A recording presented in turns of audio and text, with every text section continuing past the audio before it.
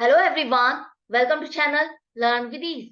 आज का टॉपिक है कैश फ्लो स्टेटमेंट का, जिसमें हम सॉल्व करेंगे question number 7, chapter 4 DK Goyal की बुक से, class 12 accounts. Online sessions, online classes के लिए आप मुझे व्हाट्सएप कर सकते हो इस नंबर पर अपना नाम और क्लास। आप मुझे फॉलो कर सकते हो Telegram channel learn with ease official, जहां पर आप अपने डाउट्स और कमेंट्स लिख करके भेज सकते हो। तो आज के क्वेश्चन में हमको निकालना है कैश फ्रॉम ऑपरेटिंग एक्टिविटीज। इस क्वेश्चन को सॉल्व करने से पहले मुझे आपसे एक कंप्लेंट है कि पूरा साल हो गया है, मैं आपकी प्रॉब्लम सॉल्व कर रही हूँ, आपके लिए क्वेश्चन सॉल्व कर रही हूँ, और daily near to 5 to 6 question solve करती हूँ, डेली अपलोड करती हूँ, ताकि जल्दी से जल्दी आपका कोर्स कंप्लीट हो, जल्दी से जल्दी आपके पास मेरी हेल्प पहुंच सके। लेकिन कुछ स्टूडेंट्स हैं, वो थैंक यू कहने के बजाय मुझे कंप्लेंट का मैसेज जरूर भेज देते हैं कि मैम आपने इतने क्वेश्चंस नहीं करे, मैम अभी तक इतने ही हुए, नेक्स्ट चैप्टर पूरा करो। आप ये भी तो सोचो, ये चैनल सबके लिए है और मेरा जो एफर्ट चल रहा है वो सबके लिए चल रहा है। तो एक फ्लो के साथ ही तो चैनल करेगा, एक फ्लो के साथ ही तो क्वेश्चंस आएंगे। एक ही दिन में 6-7 क्वेश्चंस को अपलोड करना, it is not an easy job. बहुत टाइम लगता है, बहुत वर्क करना पड़ता है, फिर भी I am doing it for you. और आप में से 8 और 10 स्टूडेंट्स को छोड़ करके कोई भी इतना भी एफर्ट नहीं करता कि लाइक का बटन प्रेस कर दे। अगर आपको कि मेरी वीडियो से बेनिफिट हो रहा है, आपकी प्रॉब्लम सॉल्व हो रही है, आपके डाउट्स क्लियर हो रहे हैं, आई नो वेरी वेल कि आपको इस चैनल से बहुत अच्छा लग रहा है, आपको सीखने को बहुत अच्छा मिल रहा है। लेकिन और वो भी फ्री में मिल रहा है, कोई एफर्ट नहीं लगाना पड़ रहा, कोई पैसा नहीं खर्च करना पड़ रहा, और आपको लाइक का बटन प्रेस करने या सब्सक्राइब करने में भी आपको कोई पैसा खर्च नहीं करना पड़ रहा। फिर भी आप में से कोई भी इतना एफर्ट नहीं कर रहा। मेरे चैनल पर नियर टू 50,000 स्टूडेंट्स विजिट कर रहे हैं, लेकिन आप में से सिर्फ कितने स्टूडेंट्स ने सब्सक्राइब किया? कुछ कुछ ही स्टूडेंट्स ने सब्सक्राइब किया। नियर टू 2000 स्टूडेंट्स की ये फैमिली होने वाली है, लेकिन लाइक का बटन कौन प्रेस करता है? सिर्फ 8 और 10 स्टूडेंट्स। 8 और 10 स्टूडेंट्स ही मुझे कभी कभी थैंक यू भी लिख करके भेजते हैं। I am very thankful to दो स्टूडेंट्स। लेकिन बाकी जो स्टूडेंट्स हैं, जो सिर्फ कंप्लेंट लिखना जानते हैं, थैंक यू लिखना ही नहीं जानते या ग्रेटिट्यूड फील ही नहीं करना जानते, क्या कोई इंसान उनके लिए एफर्ट करना पसंद करेगा? आप अगर लाइक का बटन प्रेस नहीं करते, आप अगर चैनल को सब्सक्राइब नहीं करते, और जिस मोटिव के साथ मैंने इस चैनल को शुरू किया, वो मोटिव ही नहीं पूरा हो रहा, वो एम ही पूरा नहीं होगा, तो क्या मैं इस एफर्ट को आगे लेकर के जाऊंगी? क्या मैं आपके लिए और वर्क करूंगी? नहीं करूंगी ना। मैं डिमोटिवेट हो जाती हूँ, मैं डिमोटिवेट हो जाती हूँ कि आप में से कोई इतना भी एफर्ट नहीं करता कि लाइक का बटन प्रेस करके मुझे इतना तो बताओ कि हाँ मैम, हमें अच्छा लग रहा है, हमें आपसे सीखने को अच्छा मिल रहा है। बट एनीवेज, मैं अपनी ड्यूटी पूरी कर रही हूँ, साल पूरा हो रहा है, तो आपके लिए क्वेश्चंस अपलोड कर रही हूँ। चलिए, इस क्वेश्चन में आपको क्या करना है, कैश फ्लो स्टेटमेंट का आपने फर्स्ट वीडियो देख लिया है, तो इंट्रोडक्शन से आपको समझ में आ गया होगा कि आपको करना क्या है। यहाँ पर आपको प्रॉफिट दिया है, प्रॉफिट 2.5 लाख का, after considering all these items. तो आपको जो इंफॉर्मेशन दी है उसके बेस पर आपको क्वेश्चन को सॉल्व करना है। तो सबसे पहले फॉर्मेट पे आ जाओ। Cash flow statement for the year ending on 31 मार्च 2022 आएगा। और सबसे पहली एक्टिविटी जो आप इसमें लिखते हो वो आती है cash flow from operating activities. Operating activities मतलब जो आप नॉर्मल रूटीन में जो डेली आपका बिजनेस है, उससे रिलेटेड जो आपकी एक्टिविटीज से कैश का फ्लो हो रहा है, इनफ्लो या आउटफ्लो, वो आप यहाँ पर कवर करते हो। जिसका आप statement of profit and loss बनाओगे, उसमें जो आपका प्रॉफिट आ रहा है उसको हम यहाँ पर लेकर के आगे प्लस और माइनस करेंगे, कैश का फ्लो देखेंगे, इन हो रहा है या आउट हो रहा है। करेक्ट? तो अब आपके पास profit and loss account, cash flow statement आपके जो सब्जेक्ट में है, आपके जो सिलेबस में है, वो बेसिकली आपका कंपनीज का है। किसका है? कंपनीज का। तो हम कम आप बना किसी भी ऑर्गेनाइजेशन का सकते हो, लेकिन हम किसको फॉलो कर रहे हैं? कंपनीज के लिए। तो कंपनीज का जब आप बनाते हो तो statement of profit and loss में आपके पास एंड में जो प्रॉफिट आता है आप उसको लेते हो, वो है 2.5 लाख।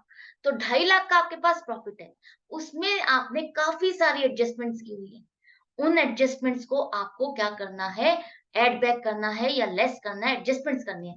क्यों करनी है? क्योंकि प्रॉफिट एंड लॉस अकाउंट में आप सभी तरह के प्रॉफिट और लॉस को प्लस माइनस करते हो, चाहे वो कैश से रिलेटेड हो या ना हो। लेकिन कैश फ्लो स्टेटमेंट में आप सिर्फ उन्हीं आइटम्स को कवर करोगे जो आपकी कैश से रिलेटेड है, जो आपके कैश के फ्लो को प्रेजेंट करे, इनफ्लो या आउटफ्लो। तो आप अगर ऑपरेटिंग एक्टिविटीज के लिए कर रहे हो, तो यहाँ पर आपकी नॉन कैश आइटम्स और नॉन ऑपरेटिंग आइटम्स के लिए आपको एडजस्टमेंट करनी होगी सबसे पहले। तो नॉन कैश आइटम से आपका क्या आ जाएगा? डेप्रिसिएशन। अगर आपकी कोई एसेट पर आपने डेप्रिसिएशन लगाया 10,000 का, तो वो क्या है? आपका क्या कैश का आउटफ्लो हुआ या इनफ्लो हुआ? नहीं। डेप्रिसिएशन मतलब कि आपकी एसेट की वैल्यू घट गई, जो आपने डेली यूज में उसको यूज किया, मशीनरी को प्रोडक्शन में यूज किया, तो उसकी वैल्यू घट गई, वो डेप्रिशिएट हो गई। तो डेप्रिशिएट होने से आपका कोई खर्चा नहीं हुआ, आपका कोई कैश का आउटफ्लो नहीं हुआ। तो ये नॉन कैश आइटम है। डेप्रिसिएशन क्या है? नॉन कैश आइटम है जिसे आपने प्रॉफिट में से माइनस किया हुआ है। तो हम इसको वापस ऐड कर देंगे। ऐड करो 10,000। amortization of goodwill. amortization of goodwill क्या है? Writing of goodwill. आप गुडविल को राइट ऑफ कर रहे हो 5,000 से। अब ये गुडविल आपने कभी परचेज की, कभी आपने किसी का बिजनेस परचेज किया, उसकी जो नेट वर्थ है उससे ज्यादा की आपने उसको पेमेंट की, तो जितनी एक्सेस आप पेमेंट करते हो वो आपके लिए क्या है? वो गुडविल है, जिसे आप अपनी बैलेंस शीट में एसेट्स में शो करते हो। और वो गुडविल आने वाले सालों में आप धीरे धीरे खर्चे में डालते जाते हो, उसको राइट ऑफ करते जाते हो। तो खर्चा आपका कब हुआ? आपने इसके लिए पेमेंट कब की? जब आपने वो बिजनेस परचेज किया तब आपने खर्चा किया और तब आपका कैश का आउटफ्लो हुआ। लेकिन अब जब आप राइट ऑफ कर रहे हो, तब उसमें आपका कोई खर्चा नहीं हो रहा। आप उस किए हुए खर्चे को ही धीरे धीरे करके अपने प्रॉफिट एंड लॉस अकाउंट में डाल रहे हो। जैसे कि मान लो आपकी गुडविल थी 10,000, 10,000 की आपने परचेज की। तो जिस साल आपने परचेज की 10,000, उस साल आपका कैश का आउटफ्लो हुआ और 10,000 में से 2,000 आपने प्रॉफिट एंड लॉस अकाउंट में डाला और 8,000 आपने उसका बैलेंस शीट में रख दिया, बैलेंस शीट में छोड़ दिया, ताकि आप आने वाले सालों में उसको धीरे धीरे करके राइट ऑफ करो। नेक्स्ट ईयर अब आपने क्या किया? दोबारा से 8,000 में से 2,000 दोबारा से प्रॉफिट एंड लॉस अकाउंट में ट्रांसफर किया और बैलेंस कितना रह जाएगा बैलेंस शीट में? 6,000। तो इस तरह से धीरे धीरे आपने राइट ऑफ किया। तो जब आपने दूसरे साल में राइट ऑफ किया तो आपका कैश का कोई भी आउटफ्लो नहीं हुआ। तो जब आउटफ्लो नहीं हो रहा, तो ये नॉन कैश आइटम है, जिसे आप दोबारा से ऐड करो अपने प्रॉफिट में 5,000। आई होप आपको अच्छे से समझ में आ रहा है। रटना नहीं है, समझना है कि हम क्यों प्लस कर रहे हैं और क्यों माइनस कर रहे हैं। दूसरा, loss on sale of machinery. आपने कोई मशीनरी खरीदी थी और जिसे अब आप बेच रहे हो। मान लो 1,00,000 की मशीनरी खरीदी और उसे आपने 93,000 में बेच दिया। नुकसान तो आपको 7,000 का हुआ, लेकिन इसमें कैश का क्या रोल है? कैश आपका 93,000 का इनफ्लो हुआ, 93,000 आपके पास आए। 7,000 का जो नुकसान हुआ उससे आपके कैश का कोई लेना देना नहीं है।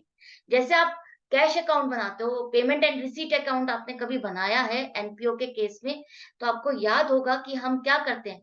हम सिर्फ और सिर्फ फोकस किस पे रखते हैं कि कैश में आपका आ रहा है या जा रहा है।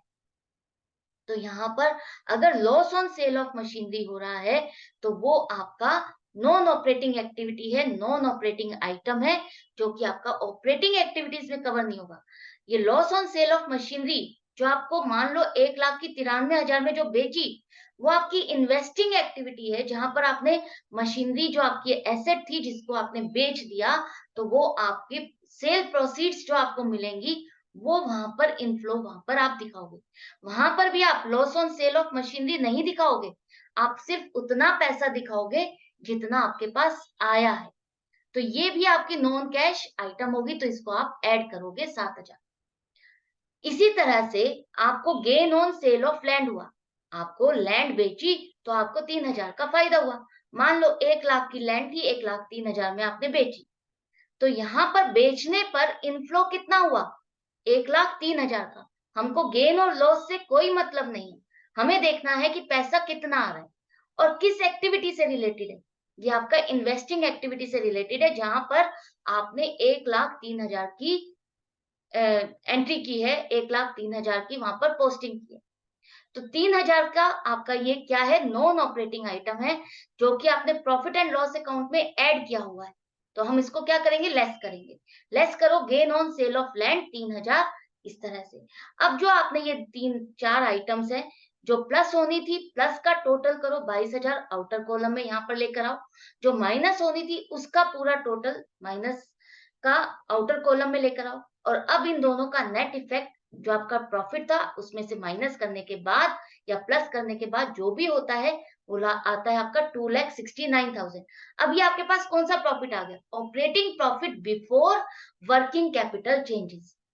अब ये कौन सा है, ये जो अभी आपने चेंजेस किए, ये आपने अपनी बैलेंस शीट में जो आपका प्रॉफिट आया है, इस साल का जो प्रॉफिट आया था, उसमें चेंजेस किए। कौन से चेंजेस, नॉन कैश और नॉन ऑपरेटिंग आइटम्स के।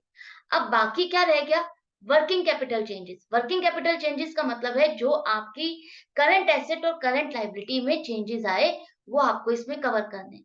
क्यों करने हैं, समझो। जब आप कोई बिजनेस चलाते हो, बिजनेस करते हो, तो आपका डेली रूटीन में जो आपके चेंजेस आएंगे, वो किस में आएंगे, आपकी करंट एसेट में, करंट लायबिलिटीज में। अगर आपने किसी को सामान उधार में बेचा, तो वो क्या बन जाएगा, डेटर बन जाएगा। अगर आपने किसी से उधार में सामान खरीदा, तो वो क्या बना, क्रेडिटर बना। तो आपकी वर्किंग कैपिटल में चेंजेस आ रहे हैं, आपकी करंट एसेट और करंट लायबिलिटीज में जो चेंजेस आ रहे हैं, वो किस वजह से आ रहे हैं, आपके डेली रूटीन के बिजनेस की वजह से। तो वही चेंजेस अब आपको देखने हैं, प्लस और माइनस हो रहे हैं, क्या हो रहे हैं। तो सबसे पहले देखो, यहाँ पर आपके पास है 31 मार्च 2022 करंट ईयर, और प्रीवियस ईयर है 31 मार्च 2021। इन 2 सालों के बीच में जो चेंज आया, ये आपका ओपनिंग हो गया 21 वाला, 22 वाला आपका क्लोजिंग हो जाएगा। तो ओपनिंग से क्लोजिंग में क्या चेंज आया, आपको ये चेक करना है। सबसे पहले है ट्रेड रिसीवेबल्स। ट्रेड रिसीवेबल्स मतलब कि डेटर्स और बिल्स रिसीवेबल, ये दोनों आपके इसमें कवर होते हैं, जो कि करंट एसेट है। और करंट एसेट पिछले साल से या ओपनिंग से 1,000 रुपए बढ़ गया। 1,000 रुपए बढ़ गया। क्यों बढ़ा, क्योंकि आपने उधार में सामान बेचा। 1,000 रुपए से बढ़ा क्योंकि आपने उसको उधार में सामान बेचा। तो क्या यहाँ पर कैश का फ्लो हो रहा है, आप कहोगे नहीं हो रहा। लेकिन यहाँ पर ध्यान से समझो, अगर आपने किसी को उधार में सामान बेचा और आपको उसकी पेमेंट नहीं मिली, तो क्या हम इसे इस तरह से सोच सकते हैं कि आपने उसे लोन दे दिया है। आपने जो अपना सामान, जो स्टॉक उसको दिया, फ्री में नहीं दिया, लेकिन कुछ टाइम का रुक करके आप उससे पेमेंट लेने वाले हो। तो एक तरह से क्या हुआ, आपने उसको लोन दे दिया, आपने उसको लोन दिया। तो लोन दिया तो कैश का क्या हुआ, आउटफ्लो हुआ। तो जब आपकी एसेट इंक्रीज हुई, तो कैश का आउटफ्लो हुआ। कैश का आउटफ्लो हुआ तो आप क्या करोगे, लेस करोगे। Less increase in trade receivables 1,000 rupees. आप जब इस तरह से सोचने लगोगे, तो ये क्वेश्चन बिल्कुल भी डिफिकल्ट नहीं रहेगा, बहुत इजी हो जाएगा। इसके बाद आपका है ट्रेड पेबल्स। ट्रेड पेबल्स आपके ओपनिंग है 15,000, क्लोजिंग है 10,000, 5,000 से घट गए। आपकी ट्रेड पेबल्स क्या है, क्रेडिटर्स, बिल्स पेबल, वो लाइबिलिटी है, करंट लाइबिलिटी। करंट लाइबिलिटी शुरुआत से घट गई 5,000 से। 5,000 से लाइबिलिटी घट गई, मतलब कि आपने पेमेंट कर दी। आपने उसकी पेमेंट कर दी, पेमेंट की, तो इसका मतलब क्या हुआ, आउटफ्लो हुआ। आउटफ्लो हुआ तो हम क्या करेंगे, लेस करेंगे। Decrease in trade payables 5,000, less करो। लास्ट है आपका प्रीपेड एक्सपेंसेस। प्रीपेड एक्सपेंसेस आपके शुरुआत में 6,000 थे और एंड में आकर के 4,000। ओपनिंग 6,000 है, क्लोजिंग 4,000। तो ये करंट एसेट होती है आपकी। करंट एसेट 2,000 से घट गई। तो इसका क्या मतलब है, प्रीपेड एक्सपेंसेस का मतलब है आपने किसी से सर्विसेज लिए बिना आपने उसको पहले ही एडवांस पेमेंट कर दी।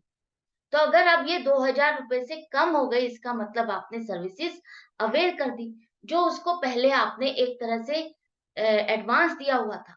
एक तरह से हम क्या मानेंगे, आपने उसको एडवांस दिया हुआ था। तो एडवांस दिया हुआ था, तो अब ये घट गया, तो हम क्या मानेंगे कि वो आपको मिल गया। 4,000 रह गया, 2,000 रुपए से आपकी ये प्रीपेड एक्सपेंसेस कम हो गए, तो ये एडवांसेस आपके कम हो गए। इसका मतलब ये पेमेंट आपको मिल गई। पेमेंट मिली, तो इसका मतलब इनफ्लो हुआ। Add decrease in prepaid expenses 2,000। I hope आपको समझ में आ गया। फिर से समझो, प्रीपेड एक्सपेंसेस का 6,000 शुरुआत में थे, एंड में 4,000 है। 2,000 से आपकी ये करंट एसेट कम हो गई। करंट एसेट 2,000 से कम हो गई, इसका मतलब क्या है? ये 6,000 आपका एक तरह से एडवांस था जो कि आपने उसको दिया हुआ था, और एंड में अब ये 4,000 रह गया, तो इसका मतलब 2,000 का आपको ये एडवांस आपका वापस मिल गया, या आपको उससे सर्विसेज मिल गई। सर्विसेज मिल गई तभी तो आपका एडवांस घट गया। तो यहाँ पर 2,000 का आप क्या दिखाओगे? इनफ्लो दिखाओगे। Decrease in prepaid expenses 2,000। अब प्लस का जो इफेक्ट है उसको आउटर कॉलम में लेके जाओ, नेगेटिव का जो माइनस का इफेक्ट है उसको आउटर कॉलम में लेके जाओ, और एंड में अब आपका जो इम्पैक्ट आएगा नेट, वो आपका आ गया cash generated from operations 2,65,000। Correct है? तो आई होप आपको अच्छे से समझ में आ गया। जो गोल्डन रूल है उसको याद रखो। गोल्डन रूल क्या है हमारा? जब हमारी एसेट्स इंक्रीज होती है, एसेट इंक्रीज हो रही है मतलब कि आपने कोई एसेट परचेज की, और परचेज करते हैं तो हमारा क्या हो रहा है? खर्चा हो रहा है। खर्चा मतलब कैश का आउटफ्लो। और जब कोई एसेट आपकी डिक्रीज होगी, डिक्रीज कब होगी? जब आप उसको सेल करोगे। सेल करना मतलब पैसा आना। पैसा आएगा तो कैश का इनफ्लो होगा। इसी तरह से करंट लायबिलिटीज में, आप अगर करंट लायबिलिटीज आपकी इंक्रीज हो रही है, तो इसका मतलब क्या है? आपने किसी से पैसा उधार लिया, पैसा आपने किसी से लिया, आपने किसी की लायबिलिटी ली, आपकी लायबिलिटी बढ़ गई, तो इसका मतलब है आपने उससे कोई ना कोई सर्विसेज या कोई सामान उधार में लिया, तो वो आपके लिए क्या है? आपकी लायबिलिटी बढ़ गई, तो आपका कैश का फ्लो भी बढ़ गया, कैश का इनफ्लो हो गया। और अगर करंट लायबिलिटी आपकी डिक्रीज होती है, इसका मतलब क्या है? आपने उस लायबिलिटी की पेमेंट की, लायबिलिटी की पेमेंट की तो कैश का आउटफ्लो होगा। तो अगर आप इस तरह से आईक्यू के साथ सोचोगे, समझोगे, हमारी जो डेली यूज की लाइफ है उसके लॉजिक्स को लगा करके अगर आप समझोगे और सॉल्व करोगे क्वेश्चन, तो कोई भी चैप्टर, कोई भी टॉपिक मुश्किल नहीं है, बहुत बहुत सिंपल है। तो आई होप ये टॉपिक आपके लिए इजी होता जा रहा है। मेरी पूरी कोशिश लगी हुई है, बनी हुई है। आपको क्या करना है? आपको सिर्फ इतना करना है कि आपको हर क्वेश्चन को प्रैक्टिस करना है मेरे साथ लगातार। तो मिलती हूँ नेक्स्ट वीडियो में नेक्स्ट क्वेश्चन के साथ। Goodbye and take care.